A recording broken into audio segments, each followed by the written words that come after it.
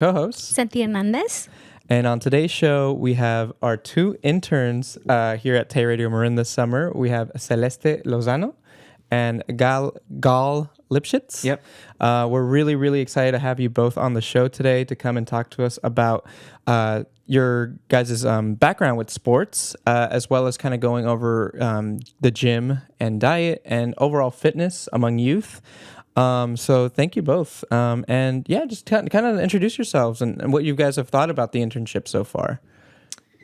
Okay, I can go first. So I'm Gal. I go to Redwood High School. I'm a rising junior now. This internship in general has been great. I really like the experience. There's a lot of amazing technology here, and I'm really happy to be here on the show.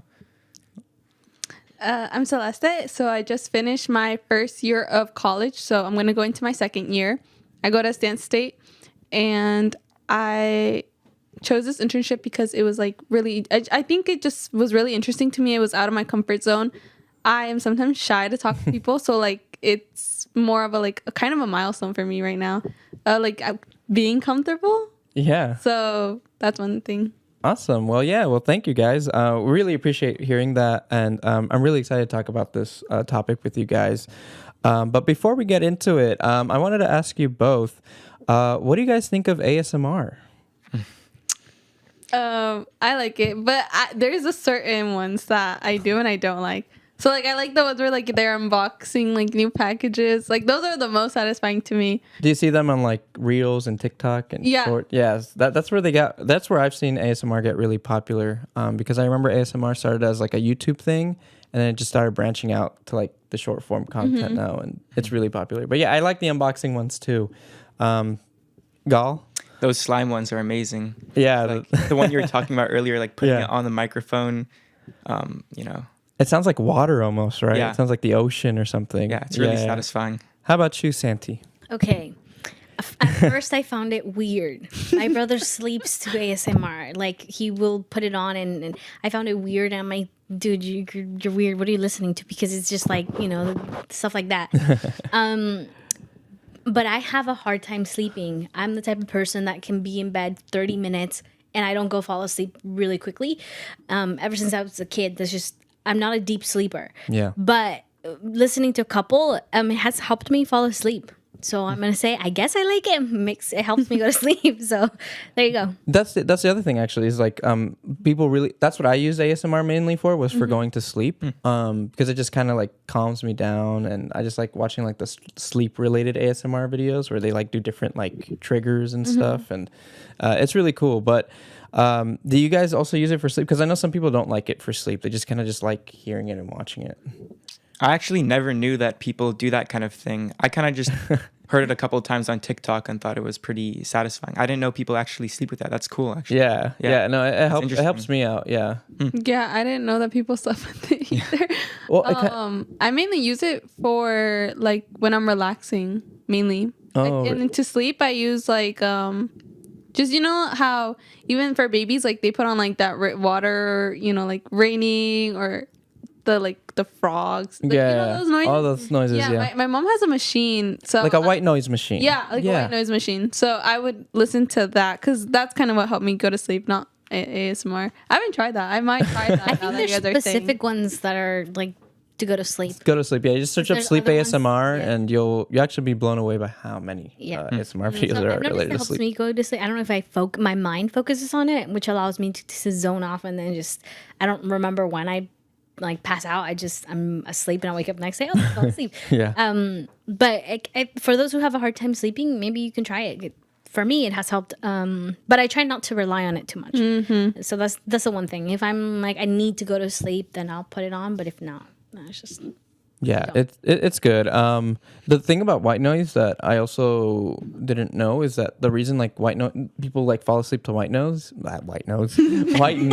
is that you when you're in the wound, it goes back to when you were in the wound as a baby. It's like all you hear is like just that noise, like that noise of really. Yeah, and it makes sense because yeah, well then when you're in the wound, you're like sleeping, right? So it's like it helps. It kind of triggers that in us or something, which is really interesting. You know what I mean?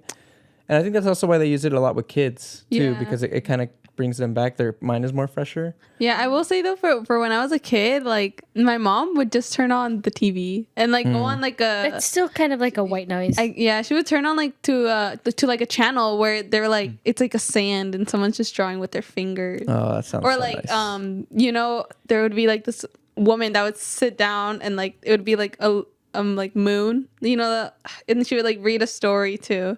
And they were just like weird cartoons, but like for some reason that's how I fell asleep. They just left the TV on until I fell asleep and then they turned it off. Nice. All right. Well, thank you both for sharing that.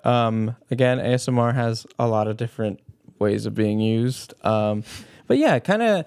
So delving into what I wanted to talk to you guys is, so what sports did you guys do in high school or currently doing in high school? Yeah, so I kind of I play soccer with Marin FC. It's a club team, and yeah, I really enjoy it. And how long have you been playing there? Overall, soccer around 7 or 8 years throughout different clubs in Marin or Tiburon. Oh, I see. And what made you get into soccer? I think it was kind of starting when my dad had it on TV, and I was just really interested in what he was doing, and he was kind of reeling me in without me, you know, really paying attention to it. And I kind of appreciate how he kind of played it on TV and talked about it with his friends and all that. And I think it was a pretty interesting way to get into it. Yeah. Cool. And so let's say, what did you do in high school? I did cheer for 3 years. And the way I got interested was, so there would be like cheerleaders that would come to middle school and they would do rallies. And I always found it interesting too. And I would go to like the football game, same as a middle schooler, Yeah. would watch them. Found it really interesting. I was like, you know what, I want to try that out. I tried it out. Oh, okay. So that's kind of how you got your inspo. And how, did you do cheerleading for all 4 years or 3? No, 3 years. 3 years. Yeah. 3 years of high school. Okay, cool. So great. So what were the, I guess to begin, what made you choose, Gal, going back to you, what made you choose Marin FC over doing the soccer team or joining the soccer team for your high school? So I tried out for high school freshman and sophomore year, and I think last year they had 40 spots for 80 people. So I unfortunately got cut, and I was, I think, the last person to get cut, or like one of Really? the last. Just barely missed it? Yeah, it was really, you know, heartbreaking in a way, but I'm going to try out, you know, in the future, and hopefully I'll get in then. And it's good because now that you're part of a club, you're still playing the game. So you're always getting better anyways, right? So it's like you didn't let that one thing stop you from playing soccer. So, Yeah. so And yeah, in some ways, like playing on the club will kind of be more enjoyable for me than high school. Maybe the difficulty is easier so I can shine more. I don't know. And also just being with my friends on the club is, you know, a whole other experience, right? I have a good friend group with Marin FC. So, you know, it's fine the way it is, I think. Totally. Yeah. Santa, did you want to add? I'm curious with your questions and you guys' answer. Are you guys currently, when you're doing soccer, are you still doing cheer at your school right now? Or At college, no. No. Just because I haven't found like. Is there a cheer time. team? Yeah, there is. Oh, there is. And I want to. I really want to. And I think I will. But I think later in the future, once I get like more of a like set schedule, you know, like kind of, okay, I got my routine down. I know what I'm going to do. I don't want to overwhelm myself.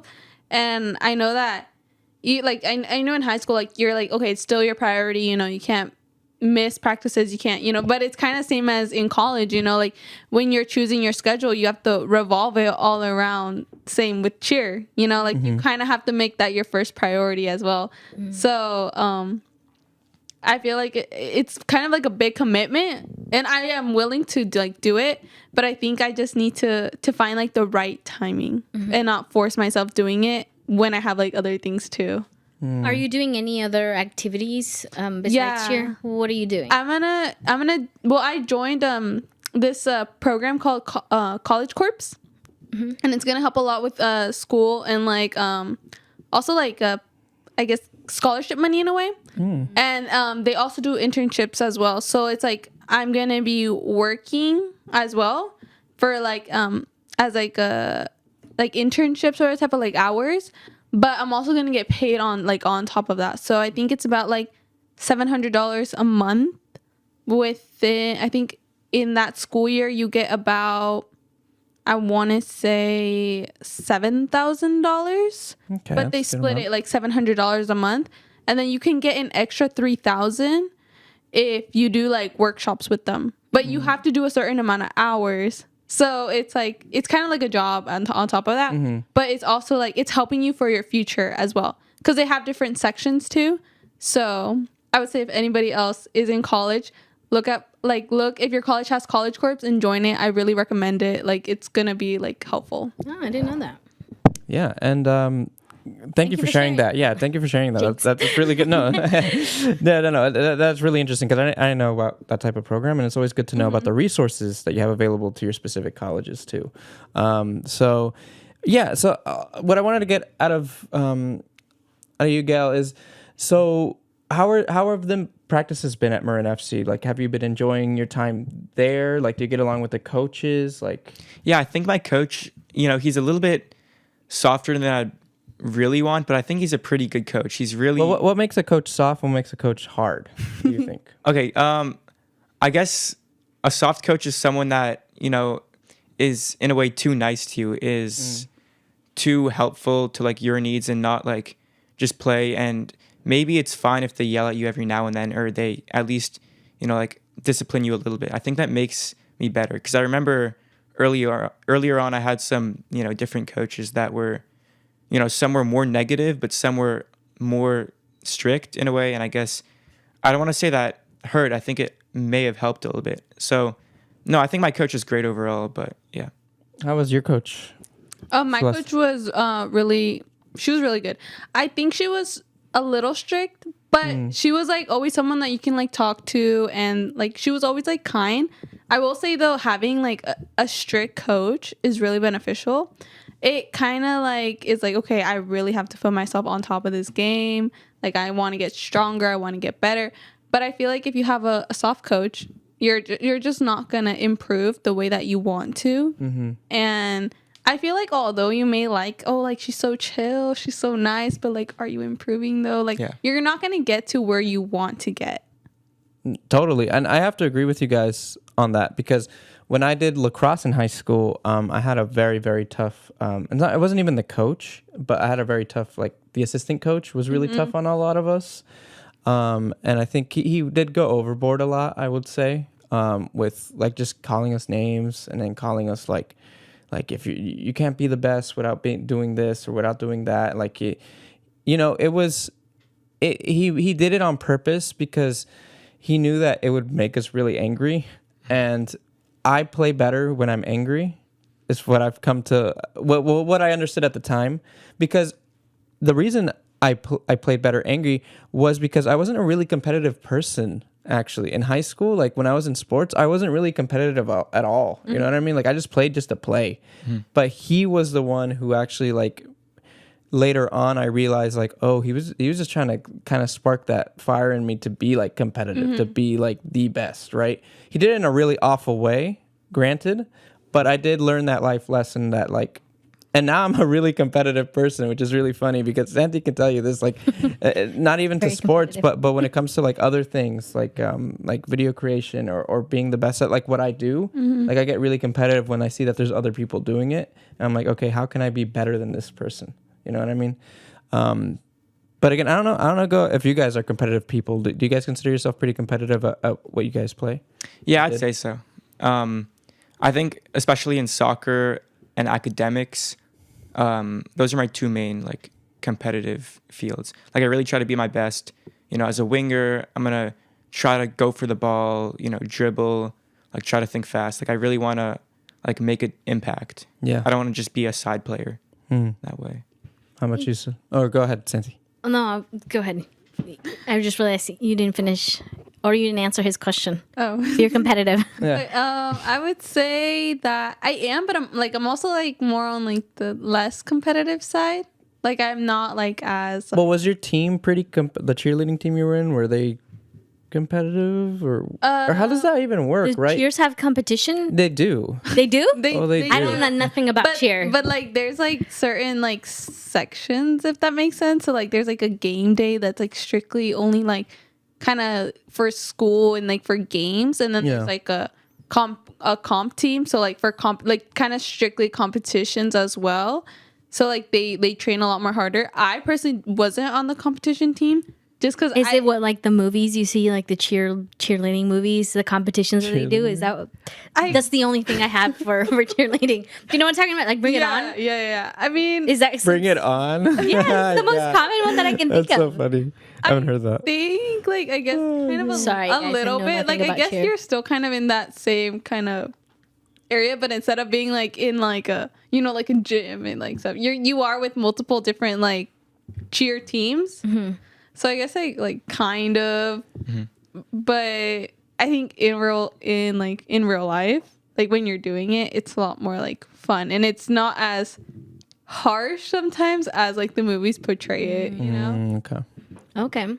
Well, I wanted to go back a little bit with what you guys were mentioning about coaches, because we're talking about sports during school, kind of. There's many reasons why people do it. Youth will do it so that it looks good on your application. People do it because they actually like the sport, or just people who are trying to get out of their comfort zone. And that can all look very differently. And one thing I learned is that in high school specifically, in my head at that time, I thought that they were only the main sports: football, soccer, cheer. Like, and that's in my head, especially since my background, I don't know much about sports besides, soccer. But then I learned there's so many sports. There's water polo, lacrosse, baseball, Track and field. Hockey. That I didn't know was the sport. Track and field, cross country. So there's so many sports out there, and they all train very differently. And then all the coaches are very differently. Well, Santa, you were in track and field. I was track and field and cross country. And for me, I am not, during this time, I was not the sporty person. My mom would say, let's go for a run or a hike. I'd be like, no, I'm okay. That was my personality back then. The only reason why I decided to join, cross country, it was because of my college application. Right? They were requiring a type of sport or something.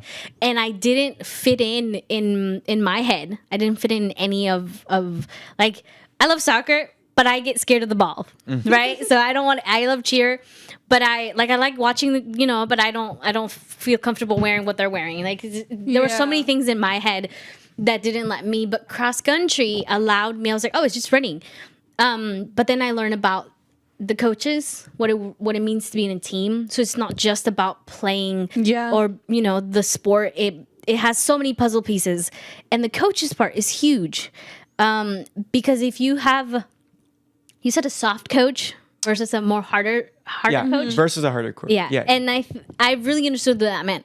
So for me, when I was a kid, I did karate for like 7 years, and I had a very disciplined military style coach or sensei. And for the longest time, I hated going to karate because he was so strict. But then as I got older, running in cross country and track and field, really like his teaching brought me to be good at the sport. And then our coaches that we had, they were people who were encouraging, but at the same time, they really put in the mentality of like competing with yourselves. So I love how you guys brought up that part where like, hey, you guys, if from the outside it may seem that they're really really hard, but at the same time it's helpful, and also of course there's a line as well that you coaches can't necessarily pass, which occasionally do because everybody's so passionate about the sport. Yeah, totally. I have to agree too that you mentioned one thing, and this is another aspect I actually want to ask you guys was teammates, right? Like playing as a team. I think too what I learned in lacrosse is that there were teammates that I got along with, and there were teammates I did not get along with, and that was also a big issue because we would be butting heads a lot, or we would be like inner fighting between it, and it starts to like create a really toxic environment. Because one person is trying to be like, I just had conflict with a couple teammates, and I would always hate having to be like paired up with them and stuff like that. I don't know if you guys have ever faced something like that, or have you always gotten along with your teammates, or how'd you kind of deal with that kind of stuff? Well, I think for me, like, since cheer is more like you are like entirely like, you know, you always have to work in a group Yeah, or totally. something, and you have to be flexible with like who they put you with, because you're not choosing who you're with. You know, Right. you're put with that person. I think that is like a big thing. Like, you can't really, like, if there is a problem there, you have to put that aside. It is no existe. Like, it's literally like, okay, this is a new person. Don't even think about it. Right. Don't even bother, because if you do, then you're not just gonna cause problems for you and that person, but for the entire team.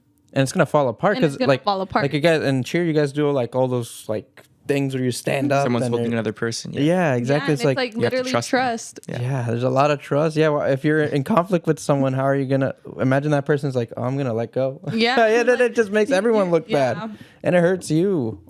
So really good point. How about you, Gal? I want to say my teammates, I've never really had a huge like conflict. That's good. With them. Yeah, it's good. The one thing I don't like in general, you know, in our team, but also in general in soccer, is there's always going to be like ball hogs, Ball selfish hogging, people. yeah. Yeah, and like I'm wide open, you know, pass to me and I'll score, you know. But I just think that you want, you know, the best possible team. I think the whole team itself is what builds like if you don't have a good team that like trusts each other and like plays with each other, then your team isn't really going to go that far and like win as many games as they could. I think you want a team that trusts, you know, everyone.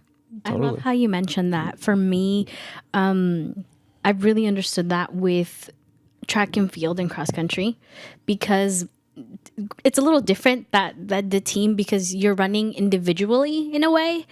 But our coach was very specific about certain things, that it wasn't just about being the first one or breaking your PRs. It also meant about supporting one another. And that meant one thing that I learned from my coach, he was big on, if you are, for example, in track and field, there's different runs, right? Different events. But his rule was, we don't leave until everyone is done.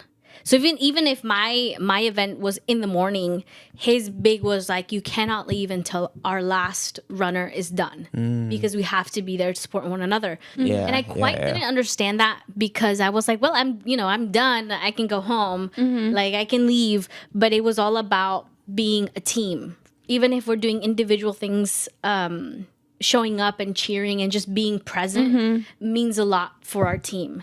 And I think also it can be tricky when you're actually in the game. You know, it's easy for soccer fans to look at TV or look at a game like, why didn't you pass it? He was right open. But I feel, I'm like that all the time. But Yeah. I feel that if I were in that position and I'm like with the ball, like I'm looking around, I'd be like, whoever I see first. I don't know. I think it's just that's where I think you have to be mentally understanding in a way, of knowing like, you know, maybe the person didn't see me, or just understanding that in the game it's so much different than being a viewer. You know. Totally.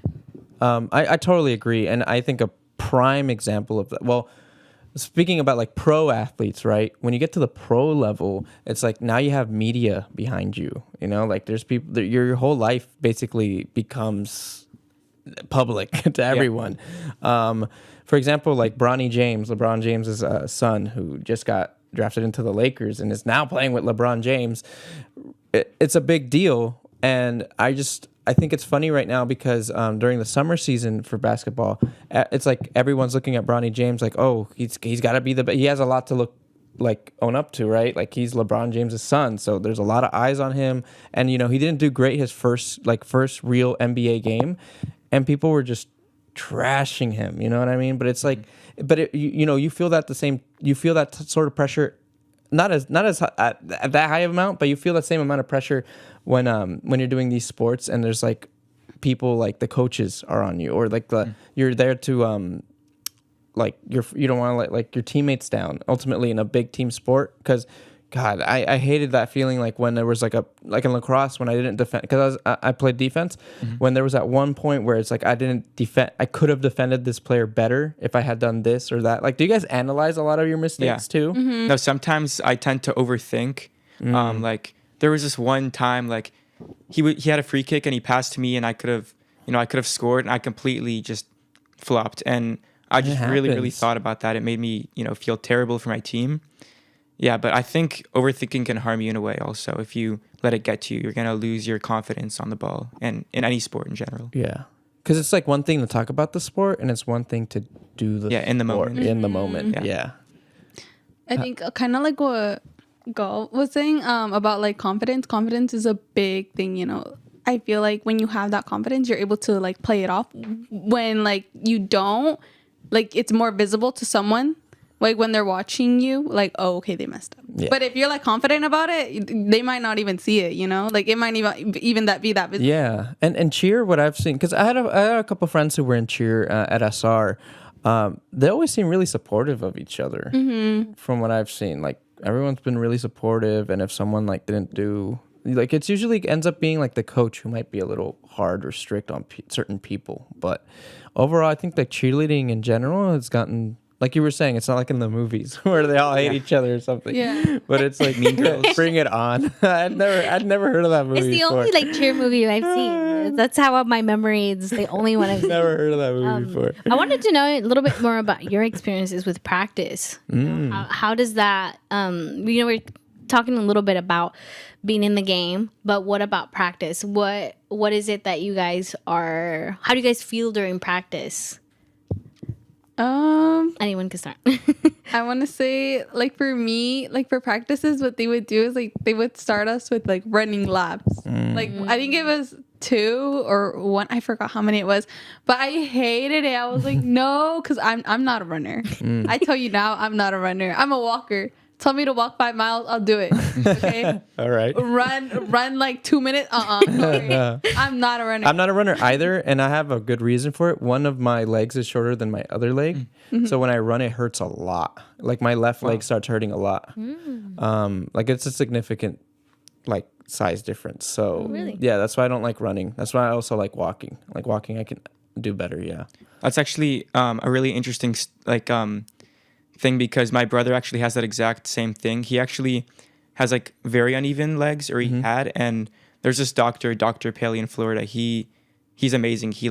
I think he's on his last surgery, my brother, so he's straightening it out and he's making them even. But there's that's so it's really scary, relatable though. for me that you just said that. Yeah. But, Really? a little Really? off topic, but yeah. No, that's cool. I didn't even know that. I know that there's That is way like on topic. There's a lot of I think one thing for me with sports when I was younger is like I feel like I don't have the body or the ability to or the genes do that. to go. But Yeah. in reality, if you look at the professional level, so many of them, it was practice. Literally what I asked. Yeah. It was practicing. And some of them had talent, but they regardless of their talent, they also practiced to be at that level.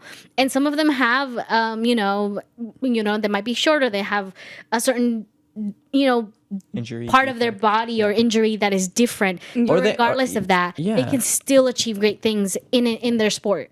Anyways. No, I love that you mentioned that. I think that everyone has a different body. And I think a lot of people tend to assume like, oh, the taller people tend to be better at the sports. Yeah. But it's not always like that, because I knew a lot of people in high school who were really tall, but were just not athletic. You know what I mean? Like they just did not like doing sports. Yeah. And like a lot of people were like, dang, you're missing out on like being a really great basketball player. Because again, like, yeah, maybe they could have been a basketball player, but at the same time, it's like if they don't, people shouldn't keep assuming that just because of someone's height, someone's size, like they're going to be good at this sport.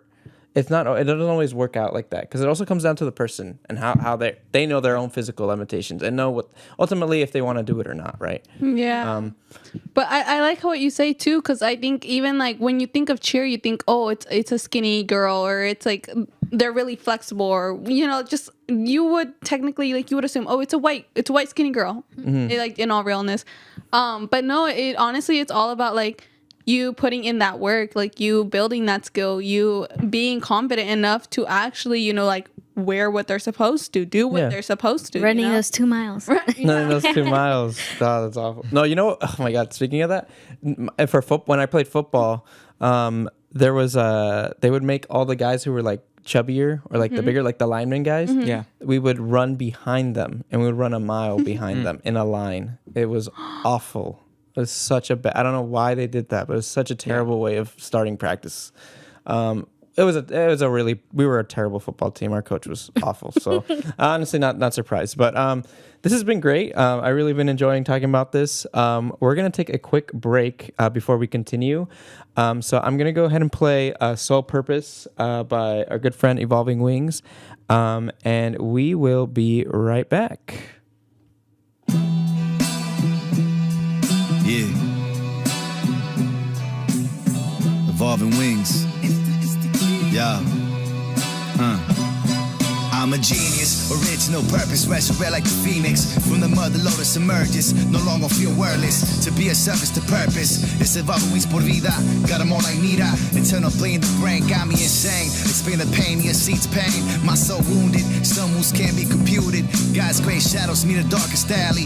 Demons came for me, but archangels parried. Swift swings, shut the souls rapidly. Call it horror meets fantasy. Lower energies move like cavities. Sucker MCs, no substance. Ignore the earth's cry. Sucker MCs, no substance. Don't realize we never die. Misguided by subsidized lies. I'm guided by my ancestors' war cries. Born floor spitting truth, encouraging your spine. Evolving wings is manifesting your divine. Don't give up, fly. Compassionate can't pay my sole purpose. Wings up, wings up, wings up, wings up. Compassionate can't pay my sole purpose. Wings up, wings up, wings up, wings up.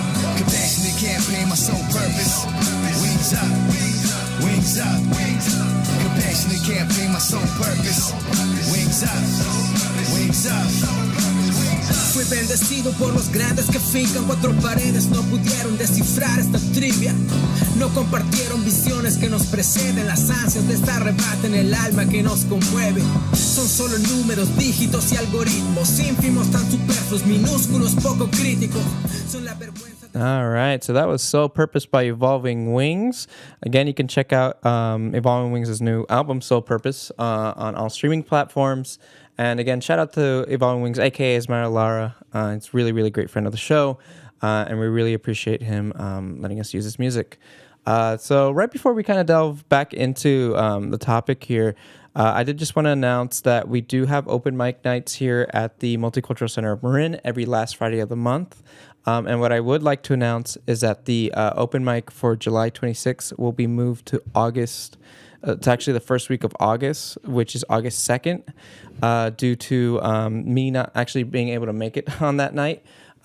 So next open mic will be on the first week of August. So again, doors open from 6 to 8 p.m., and we'll be back to normal schedule after that. I just want to make that note. But yeah. But diving into it, Celeste, I did want to get to know a bit more too about how did you balance sport, like your cheerleading and high school? Because I mean, you were applying for colleges and stuff. You did it all 3 years. How was that? So I guess I didn't really do too much after school, and for some reason, like for me, like the homework wasn't that much. Did you like, take AP classes? No, I didn't. Honors classes? I took it really easy, honestly. Okay. All right, no respect. So, And no respect or respect? No respect. No, it's just Yeah. it's such a contrast from our other group of interns who are all taking like 4 AP classes each. I mean, shout out to Samantha and Julia. You guys will see that show. But yeah, it's just hey, good for you for taking it easy and just doing it your own. So okay, so it's pretty. I took it pretty easy. Well, I will say though that I wasn't as stressed because I think through high school, like I didn't. There was some times where I'm like, oh yeah, I'm gonna go to college for a year, you know. But then at the same time, like I think once it got closer and closer, like I got scared. Like I was like, I don't know, like. I don't know how I'm doing. And then there's a lot of things that happened through COVID. And let's just say, like, academically, I did go downhill a little bit. Yeah. So that was another thing on top. I was like, you know what? Like, I'm not even going to get into a good school. Like, I might just do COM or Santa Rosa Junior College. And there's nothing wrong with that. I want to say, like, honestly, thanks to my AVID teacher. Her name is Miss Cummings. She actually... AVID student. I'm an AVID student too. Yeah, she encouraged me. She was like, "No, you know what? Like you should." And so I did. I applied, and I ended up going to Stanislaus State, which is in Turlock. It's pretty similar to Sonoma State, but just in the valley. Yeah. And I liked it because like it's kind of similar. It's still a small school. It's 4 years. The CSU. I didn't have to worry about like doing tests or like anything extra because they didn't require it. So Perfect. it, So it worked out. it worked out the Yeah. same. And it's still affordable. It's still a really affordable school. And so I mean that's another thing. Like I didn't really have to stress about like AP or SAT. Like, but I mean props to everybody who does do it. Yeah, Like, no, they- props to everyone. Yeah, but that's cool. Thanks for sharing that perspective. Gal, how do you balance soccer and your academic? Because you said you're both competitive in your academics and in soccer. Yeah. Well, I think for me, priority is always more so academic. I don't want to like, especially for my parents, they don't want to see me just dive, all into soccer and lose myself in other like fields. So I balance it by, doing the homework first, and then I do the soccer. I kind of really have to focus on, prioritizing my academics, doing that first, and then going into, the fun hobbies and stuff. But I can't do too much hobbies. I think junior year is going to be really hard, especially. So I really want to like make sure I don't procrastinate and get ahead of myself there. Are you taking AP classes? Yeah. What AP classes are you taking? I'm trying to remember. I think, okay, so I'm doing Calc BC. Oh, I'm doing, wow. that one's going to be like, I think the hardest. Luca just reacted in the back like, "Dang, that is quite the I'm scared quite now. the class." Yeah. Okay. And what else? Just that? Okay, Calc BC, AP Bio, I think. AP Bio. Okay. AP Bio, Classic. yeah. That's a classic. Yeah. Hear everyone talk I about can't AP do Bio. that. Yeah. I don't like science. I didn't like science either. And I took an honors chemistry class in my senior year. Honestly, I don't even know why I did that. It didn't end up really changing anything in my transcript. But anyways. One of the other like main ones, AP Research / Seminar. It's like a 2-year thing. Oh, what? Yeah, it's like a 2-year thing about like, you learn about like conducting research and speaking with other people, like kind of stuff like that. Oh, interesting. I don't know exactly, but we'll see how it goes. Hey, well, good for I you. love how both of you have very different ways of balancing it out, and Yeah. it's totally fine Either way. because not everyone has the same abilities. But if Yeah. you can, great. Let me tell you, there are others like my brother. I'm sorry if he ever listens to this. He was a great runner. He was like one of the top runners during our time. But he was horrible in school. But just because he didn't have an interest in it. I knew a lot of kids like that growing up. And it was, the way he balanced school out with sports was literally just to go to class. But he had a really hard time with school. But it wasn't really interesting for him. But then there were other students who were like, I can take AP classes and do a sport at the same time. Well, I think also like for me, I don't know. I just didn't like that much like doing that like honors or like AP. I just didn't want to, but I would see myself like I would want to do like volunteering at like the certain area or like do an internship here or just doing something else that just had me more active or like I guess talking to other people, especially kids, because that is my major. I'm in child development. So like anything related to that or like community based, like I wanted to do it because for me like that just it piqued my interest a lot more. That's awesome. How did sports help you in your academic life? Okay. I guess one main thing, obviously, is hard work, determination. Like, I think in the same way that you're gonna spend an hour and a half 3 times a week, plus games for soccer, and you're gonna really improve on that one like specific sport, you can do the same in academics. Like, you carry on discipline from soccer to like you had the really strict karate teacher. He or she, the sensei, probably taught you some discipline as well. Oh, absolutely. So maybe that helped in some way with, the future in that way. So I think just carrying things on from one thing to another in terms of discipline is one like major aspect. I have to agree too. I think that, like I was saying earlier, like that one coach that was really hard on me, I ended up really learning a lot out of that experience because it made me realize I am actually a pretty competitive person. But it's something that he helped develop.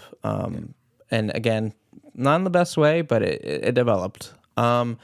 So, all right. Well, thank you guys for talking about your sports ventures. Can you answer the question? Oh, sorry. Yeah, I didn't even give you the opportunity. Wait, which one? The practices? Well, Or the one which I asked, like, how did cheer help you in your academic, or it didn't? Yeah. I want to say disciplinary and like time management, because I think just kind of like, I guess having that time to go to the practices, having that time to find a way to get there. Because schedule. I didn't drive, and I didn't always, I didn't rely on my parents at all. I relied on walking in the bus. Yeah. That was what I relied Also, on. I think like 4 years of high school in general, like you're stuck on a very specific schedule. So you really kind of learn in those like 4 years, like how to manage your time and how to, like be an adult. And yeah. I love that, because that is what happens when you're older in college or even at work, of scheduling discipline. And I wanted to ask that question specifically because there's so much you can take from any sport into your own personal life that can help you improve. But it can also work the other way around. But if you really take the good stuff that can help you, you'll be a better person in your day-to-day things. Absolutely. All right. So transitioning forward, talking more about the gym. So are you guys currently going to the gym right now as well? Yeah. So that's how you've been keeping up with like your fitness right now is the gym. Well, I have been lacking a little bit, like going, but I also think it's because I just see myself like at first I was working a lot, so I was like, okay, it's fine, like I'm still moving, or I would go out too and I'm like, oh, I'm still moving, it's fine. But I think it's also when you create the habit of not going for a while, it happens, like you start lacking it. But that's why I'm like starting right now. Creating again the habit of going. Even when I don't want to go, I'm like, I'm still gonna go. I need to go. Yeah. And that's exactly how I've been as well. Like I stopped going to the gym for a full year, and I just recently started going back to the gym last month, and I've been consistent with it every week now. And I have to stay consistent with it, even if I have to do something like later in the evening. It's like I'm still got to make time. Like I know I'm just making excuses for myself at that point, right? To not go. Because I know that I want to better myself and I want to make myself stronger. So that's why I'm going to the gym, because I want to build strength and continue building strength. So it's been good, and I've been seeing results. It's been a month, and I've been seeing already results in nice. What I've been doing. Yeah, so it's been good. Consistency really does work. So I think it's just like creating that habit of going. Like even when you don't want to go, you're like, no, you come on, like you gotta go. Even for like an hour at least, or 30 minutes. 30 minutes is fine. Yeah. What are you like? You instead of like watching a show for 30 minutes, go on the treadmill for 30 minutes. For 30 minutes. Yeah, exactly. And the thing that you'll find too, and I think you've probably realized this now, Celeste, is that when I was in college, I was not active at all because I had to commute from one place. I had to commute all the way to Santa Rosa, and that was like a 5-hour commute, and then I just had to go class every single day. So there was like no walking in between. Like, walking to classes, but it's like not really like physically walking. So I gained a lot of weight in the past 4 years. 5 years now. No, 7 years, dude. Holy crap. Whoa. I'm over here trying to make myself seem like I'm like still like 21 or something. No, I'm 25 now. And man, you're old. I'm kidding. Yeah, I mean, according to TikTok and Instagram Shorts, I'm officially an UNC now. So what is that? I reached UNC status. What is that? Do you guys know that? You don't know what UNC status is? Do you know what it is? No idea. No, what is it? Like being like I'm an uncle now. Like I'm like old. Like I'm older. Oh, really? Like I'm an older person now. Yeah. Well, I think you proved the point, because we had no idea what you meant. Well, yeah. Anyways, no, it's just that one thing that I've seen a lot too is that I've worked in this community for a really long time now, and I've reconnected with a lot of people that I went to high school with, and I've just seen them really let themselves go. And what does that mean? So the way that I say let themselves go is that I see that they're just not like they're doing work, but that's kind of all they're doing. They're not taking care of themselves. Like they look physically, to me, they look like they're physically unhealthy, if that makes sense. And I know that can be a bit controversial, and I know that a lot of people as a society right now, we're moving towards different ways of looking at body image. But I'm coming from the perspective of someone who grew up really overweight. My dad did not give me the best food when I was growing up. And that's also because we didn't have a lot of money back then. So like the only thing I could really eat was like Burger King, McDonald's, all the cheap food, you know what I mean? So I come from a perspective where I was really overweight as a kid, got bullied a lot for being overweight. And then when I got to middle school and high school, where I started actually doing sports, I started losing weight really fast. Because I was like 120 at my lowest. I was at 120. Right now I'm at 180. So it's like it was a big change for me. But again, like it's just weight has always been a battle with me. It always has been. And I know that if I was creating a lot of unhealthy habits this past year, and if it weren't for the gym right now, I know I would just continue those healthy habits and continue to gain more weight and not be happy with how I look personally. I want to kind of connect the dots for you guys. Because one thing Javier is right is that, body image is a big thing right now of accepting all body types, which I completely understand. And it's great. Well. Yeah, I'm not. I also want to kind of tie in with you guys of like the youth when I'm going to bring in social media, and it's like these like fitness influencers that you see that I can see that it can play a big impact on the minds of our youth, wanting to have that specific body or that specific, I don't know. Well, we'll just say body, right? Have you seen in your circle that social media has played a big impact in like people going to the gym or, people taking care of their bodies? Yeah, I want to say for me, yeah. I will say also growing up kind of like how Javier was talking about like overweight. I would literally always go to the doctor and that's all like I ever heard. Oh my, yes. Overweight. Oh, really? Yes, I used to hear that. Like, yes. So, and I think for me that created such a bad like perspective because I was like, you know what? Like I'm overweight. I need to lose weight. Like, so for me, I was always self-conscious of how I looked. Like I never really liked it. So I would always wear like oversized clothes, I'm like, okay, I need to go do this. I can't eat like at this time. I can't eat this much food, which I think was bad because I did later on create unhealthy habits, and I did realize like, okay, yeah, I'm losing weight, but it's not healthy. Right. Like I can't be doing this. And I think same with like so like I started going to the gym because for me like I wanted to start being healthy, but when seeing these influencers too, like I'm not gonna lie, like I fell for it. Like, I was like, oh, this is going to work for me. Like, this is going to, like, I'm going to look better. But you know what? I think it's the fact that you have to realize, too, like, not every workout is going to be for every body type. It's going to be different for everybody. And it's not just the workout. You also have to fix, like, your diet, like, how you eat. You have to eat cleaner, or you have to be more proportionate with your food. And you don't have to cut yourself, like, oh, I can't have ice cream. I can't have cookies at all. Like, no, yeah, you can still have those stuff, but, like, control it, like... You need to have that discipline of like, okay, I can have this much, but it's okay because like it's normal. Like we're allowed to have these foods, but it's just like, don't create that unhealthy habit for you to the point where it's like, okay, you're like starving yourself.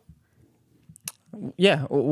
Thank you so much for sharing that, Celeste. I really do relate a lot to that. And again, I think that it is a childhood trauma of mine that I think it's just been carried over for all this time. And I've been feeling really good. I mean, going to the gym makes me feel so good. Like after I'm done, like I'm glad I went. You know what I mean? Like what you were saying is like, oh, I like sometimes I feel like I don't want to go, but once I actually go and I'm in there, I'm like I lock in. You know what I mean? I like lock in immediately.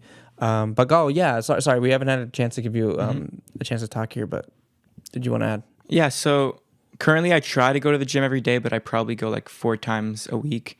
And I totally agree with you that like I go in there and I only go in there because I tell myself, like, if I don't go in there, I'll feel really bad. So, and then when I go in there and I finish, working out and everything, I feel amazing. And I think also I've kind of always been the, like, the more skinny kid, like, especially, like, a year ago, I always have been, like, I'm not the, like I'm kind of thrown around a little bit more because I'm skinnier, where I was. And I think that was one of the reasons I wanted to, like, just become bigger and like become more like stronger, I don't want to, become stronger. Yeah, because I feel like a big part of the gym is like being at a place where you can be on par with your friends and not kind of lag behind and be able too unhealthy or too skinny or anything. So yeah, and I think it also depends kind of on the sport that you're in, right? Yeah, that's like too. Soccer players are pretty lean right? They tend to be pretty lean. Not you don't have to see these really like bulky guys kind of playing soccer, but And football. and football is the other way. The other American way, football is- everyone's like super broad shoulders, super huge arms and everything. But it's just, but at the end of the day, it's like what you want. You know what I mean? Like you can ultimately make yourself stronger if you want to be stronger, right? Or if you want to. Like, that's something I wanted to add, and why I made the connection with you guys is because I love the fact that I see more youth going to the gym and wanting to get stronger.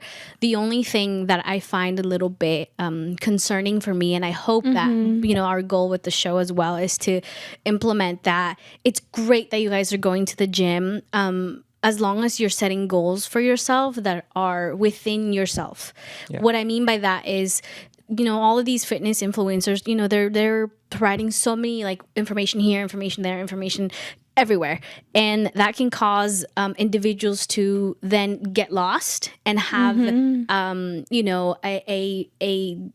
a change in how they eat, not for the good, but to get worse. I think there's a word for people who have struggled with food. Eating disorder? Anorexia, like being anorexic. Some people. I've seen people like that, which is why I'm kind of sharing. And then I've seen youth who are very skinny and like they want to have that body, which is great. Also understanding that with any sport that you're doing, because going to the gym is similar to a sport. You need to practice, and it's one day at a time. You won't have that body in a matter of 2 months, 3 months. It takes time, practice, discipline. And my biggest encouragement is to really do your research. Do your research on what is that you're looking for, why you're doing it, so that way that you're helping yourself rather than dragging yourself down with all of these expectations that are not really realistic.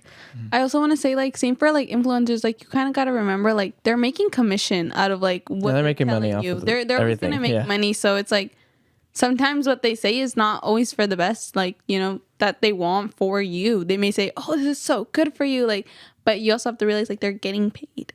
They're getting paid to say that. They're not saying it for free. How about you, Gal? Do you follow a lot of fitness influencers, or how did you get the motivation to go to the gym? So I think like a lot of other people are just kind of using social media to go to the gym, like especially like past COVID and everything. That's kind of been the main reason people have been going there. But for me, I think just kind of my friends around me have been going, and so I just kind of want to. Like, I'm kind of influenced by them to go to the gym, which is kind of a positive, like, influence. Yeah, no, that's good. Yeah. Do you go with them as a group? Mostly alone, but sometimes, I go with a friend or two, And I think it's great. Like I said, it's so great for seeing all of these youth kind of, wanting to get their body moving. It's super healthy. Again, just being mindful of those, doing your research. It's okay to follow influencers as well. Yeah, it definitely is. So many have great tips, especially if you want to, do a right, use a machine correctly. There's many ways, certain sets as well. It's awesome. So there's always a benefit to it, but also a disadvantage if you don't know what you're doing. Or you don't know like your body or your body type, like how it works. Yeah. And Gal, do you have like a workout routine, or how do you come up with that? Mostly like push one day, pull one day, legs one day. And then could you guys describe what push, pull, leg days are? I'm interested to hear. Sure. Everyone has a different definition for that, and I'm interested to hear what both of you have to say about that. Go ahead. Okay. Well, for me, just in terms of like increasing strength, push. Let me think. You're gonna do chest. Push would be shoulders, stuff like that. So it's kind of a different muscle group, like 2 or 3. Pull would be, like biceps, back. Then legs would be your legs. So just like extensions and all that. But I kind of improvise while like I do my workout. Like I don't have a specific schedule. So if I'm like, oh, let me go to that machine and then that one, that's kind of doing chest. So but I'm not like specific on like 10 of these, 8 of these, stuff like that. How about you, Celeste? I don't really do the push-pull sort of type. I do more like upper body, lower body, upper body. Kind of to like, so it's like you start off on your upper body, so like biceps and back, and then the next day you like let your upper body rest, and then you work on your lower body. Yeah. You know, so kind of like giving Similar in a way. Yeah, kind of similar, but it's like you're letting each part of like your body like rest, and you're working on the other day. And then you have like your rest days and stuff like that. But so that's kind of how mine looks. Mine's more like upper body, upper body, and then lower body. So it's about like 4 times a week. I try. If not, it's 3. Yeah, and there's nothing. Actually, what I've been doing is I've just been doing 3 times a week, just because that's what works best with my schedule. That's the other thing I want to mention is if you're planning to go to the gym, go with what works best for you, right? So the way I compensate, since it's just 3 days, is like it's a upper body day, lower body day, and then all body, full body day. But I go maximum effort on those 3 days, because the only 3 days that I have. So I usually go really hard on myself, and my body's starting to get used to that more. It sucked the first few weeks, I'll say that, but I've been feeling a lot more better, and I also really want to get into what I've seen has gotten really popular, like super popular, is like powerlifting. Like how popular that is right now, or like the squats, and then doing like the overhead press, and then the deadlifts, all that stuff, like super popular right now. And I really want to get into that too. But again, shout out to Kimberly, who shared with me this powerlifting program.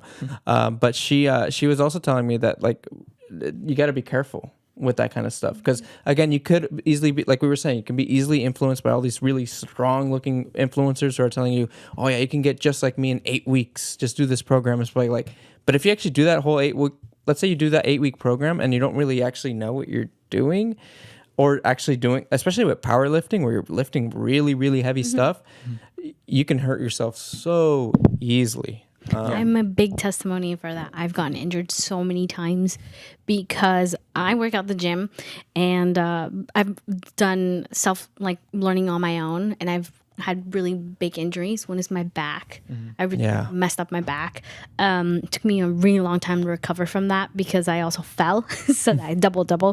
And then the other thing was my toe. Because I'm not paying attention and I'm trying to learn something at the same time, I dropped the barbell on my toe. Wow. That hurt really, really bad. Hurts a lot. Yeah. Wow. But I wanted to touch on what you were mentioning about the scheduling, how it works for you. My cross country coach said one thing that stuck to me, and I brought it up on the show before, because when we're racing, you're racing with like so many others, and you're running, you're trying to see who gets, the fastest. And that's kind of the mentality that we all have to beat everyone else. But his message to us was, who's your competition? And ideally you would say the other people. But he said, no, your biggest competition is yourself. So, what did you do yesterday? How can you better yourself? Because when you better yourself, you're going to be, it stops becoming about competing with someone. It's about your best, and that can improve your endurance, your strength. And so at the gym, that's also the same thing, right? All these people can be lifting so many heavy weights, but how long have they been training? 5 years? What if you just started today? You can't compare yourself day 1 to 5 years, exactly, or 2 months with 2 years. They're just at different levels. So ideally, what you have to have in mind is that this is your own journey, and as long as you're staying consistent with, okay, I did better than yesterday, and I showed up maybe 1 time this week, maybe next in a month 2 times, in 3 months 4 times, and then eventually 6 months I'm at the gym 6 days a week. But it takes a little bit of consistency and discipline. I think that's where sports comes in, and it teaches you a lot about discipline, about showing up, about having all the little things as well, right? Being prepared, carrying your bag, and what do you have in your gear when you go to a game. Do you have everything? So all of those little things, same thing applies to the gym, showing up and taking care of your body before you go to the gym. So I just wanted to re-emphasize that, because I loved how you said, I go 3 times a day. I go 6 times a day. Maybe you go 7 times a day. You never know. Yeah. But we can't compare necessarily. There's healthy competition, absolutely. But in most cases, focus on yourself. Yeah. I wanna also add on. So like my brother, with his leg condition, everything. Yeah. He can't like for example, for him, like he loves soccer, but obviously most likely he's not going to be like, in the World Cup, like, but he can Because of the find limitations. Yeah, and he can find his own sort of path because of that. Like, actually in his college essay, he wrote, "When I couldn't exercise my body, I exercised my mind." So he had a lot of cool passions in like philosophy, chess. Also, he did athletic stuff like fencing, and taekwondo. So I think there's always like, you have to compare it to yourself. You can't like compare it to like other people that are, in a different situation than you. That's a great note to end on. We're unfortunately all out of time. But thank you both, Gal and Celeste, for being on the show. We're really excited. You guys will be catching Gal and Celeste actually hosting their own show very soon here on TAY Radio. But thank you all for watching, and we'll catch you all next